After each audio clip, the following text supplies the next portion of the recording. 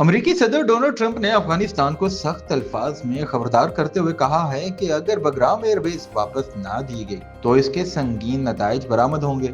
अमेरिकी अखबार के मुताबिक वाशिंगटन और तालिबान के दरमियान इंसदाद दहशतगर्दी के हवाले से अहम मुज़ाकरात जारी हैं। इन मुज़ाकरात में बगराम एयरबेस पर महदूद तादाद में अमेरिकी फौजियों की दोबारा तैनाती पर भी गौर किया जा रहा है। बगराम एयरबेस माजी में अमेरिका और इसके इत्तहादियों के लिए अफगानिस्तान में सबसे बड़ी और अहम फौजी तंसीब रही है।